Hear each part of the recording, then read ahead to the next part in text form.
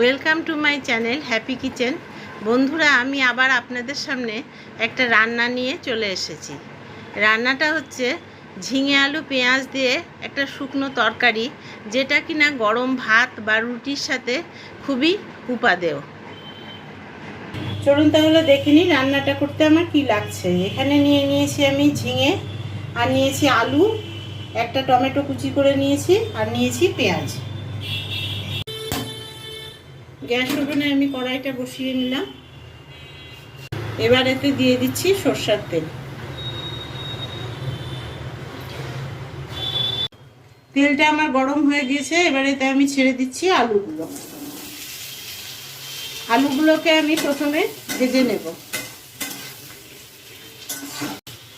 আলুটা আমার আধা ভাজা হয়ে গিয়েছে। এবার এতে অ্যাড করছি আমি সামান্য একটু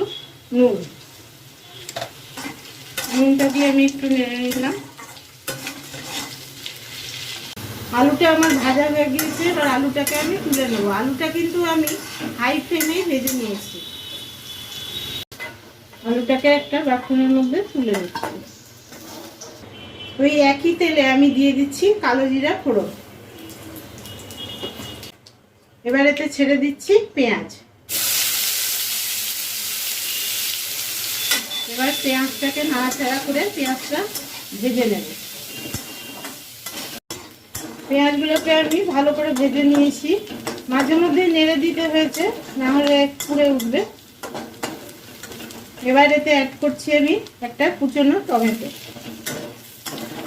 টমেটোটা দেওয়ার পরে আমি এতে অ্যাড করছি ঝিঙেগুলো দিয়ে এবার আমি ভালো করে পেঁয়াজের সাথে মিশিয়ে নিচ্ছি। আমি এতে অ্যাড করছি হলুদ গুঁড়োটা কিন্তু খুব সামান্যই দিতে হবে।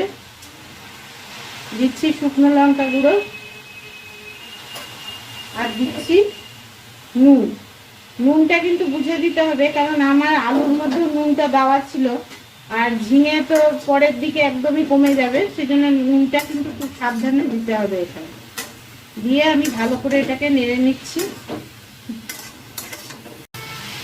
এবার একটা স্টিলের প্লেট দিয়ে ঢেকে দিচ্ছি। গ্যাসের ফ্লেমটা কিন্তু হাইয়েই থাকবে, কারণ ঝিঙা দিয়ে প্রচুর পরিমাণে জল বেরোবে।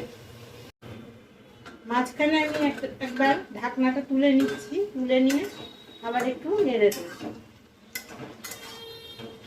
ঝিঙের থেকে যথেষ্ট পরিমাণে জল বেরিয়ে গেছে।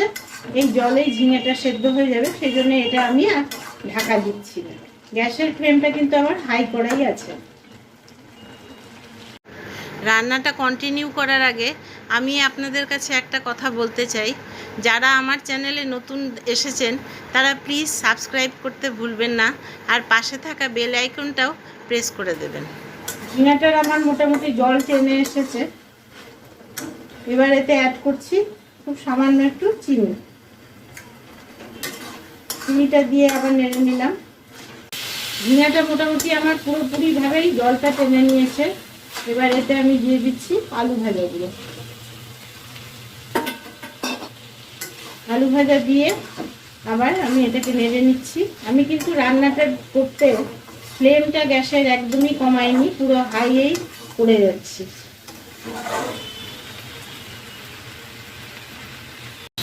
আলু দেওয়ার পর কিন্তু আমি আর ঢাকিনি, কারণ আলুটা আমার যেহেতু ভালো করে ভাজা ছিল, ভাজাতেই সেদ্ধ হয়ে গেছিলো।